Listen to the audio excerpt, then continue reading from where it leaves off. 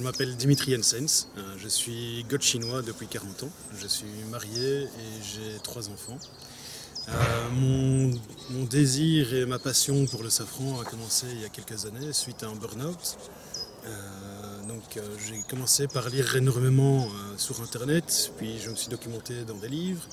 Et il y a 2 ans, on a commencé avec mon épouse et moi à faire une petite plantation test pour voir un petit peu ce que ça donnait, tout simplement. La première année fut assez encourageante, donc on n'a pas eu grand chose. Pour vous donner une idée, on a récolté 5 grammes de pistil. Mais l'année passée, on a replanté le double de bulbes. Et donc à ce niveau-là, on a quand même significativement augmenté la production de pistil. Donc voilà, c'est une expérience test pour nous, peut-être plus pour nous recentrer vers quelque chose de plus terrien que mon activité de commercial actuelle, qui demande beaucoup d'énergie et qui est fort stressante. Alors pourquoi le safran? J'aime bien cuisiner, c'est un produit exceptionnel. Alors il est rare, il est cher, mais il en faut très peu pour cuisiner. Donc ça veut dire que quelques pistils pourront vraiment améliorer votre plat et lui donner une saveur tout à fait particulière. Donc il y a le prix, mais il y a la quantité que vous avez besoin pour agrémenter vos plats. Il faut savoir que toute la culture du safran est manuelle. Donc ça veut dire la plantation des bulbes est manuelle. Tout ce qui est entretien, tout le désherbage, vu que nous on le fait sans produits chimiques, c'est vraiment quelque chose qui est naturel. La récolte est manuelle également, l'émondage est manuel, donc ça prend énormément de temps et il faut savoir que pour faire 1 gramme de safran, il faut plus ou moins entre 150 et 200 fleurs de crocus. Donc c'est vraiment assez significatif au niveau du boulot.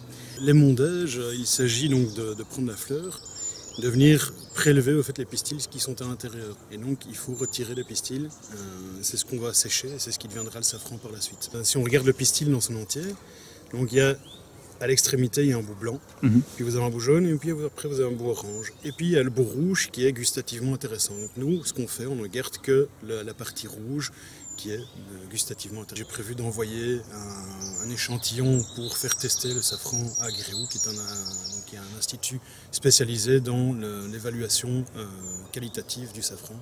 Donc ça c'est vraiment le next step pour voir un petit peu où on se situe. Maintenant on a quand même pas mal de retours de gens qui ont essayé le safran, des gens qui s'y connaissent, des gens qui cotent le safran. Et donc là ils ont dit voilà, c'est vraiment super. On a un produit quand même de très bonne qualité. Donc c'est agréable et motivant d'avoir ce genre de retour.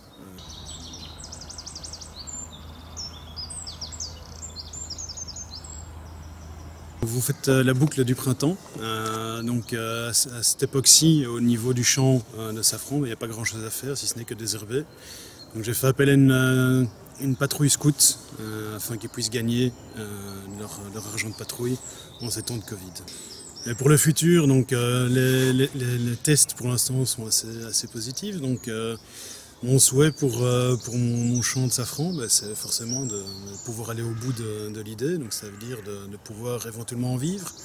Alors il n'y aura pas que ça, parce que vivre que du safran, c'est pas possible. Donc il y aurait peut-être d'autres choses comme des vignes. J'ai un peu de terrain sur lequel on va pouvoir faire plusieurs autres tests dans les années à venir. Donc l'idée serait de mettre des haies champêtres afin de pouvoir réabriter des espèces comme le faisan, comme le perdreau qui ont besoin réellement de cet habitat pour pouvoir vivre et survivre. Pour mon jardin, j'aimerais bien faire quelque chose, un jardin qui se mange. Je suis quelqu'un d'épicurien et mes enfants aussi. Donc voilà, on essaye de planter des espèces qui sont comestibles, qui sont mellifères, parce que j'ai recommencé l'apiculture grâce à Maximilien Denève. Donc voilà, c'est des choses qui évoluent, notre démarche évolue également et notre souhait c'est de pouvoir essayer d'être le plus autonome possible dans les années futures. Le gin au safran, oui, j'en avais trouvé au Luxembourg et je trouvais ça assez sympa, donc j'ai acheté une bouteille pour goûter. C'était vraiment très très bon, donc c'est un des débouchés possibles aussi, hormis la vente des pistils. Alors, il y a plusieurs choses à faire, tu as du sirop de safran,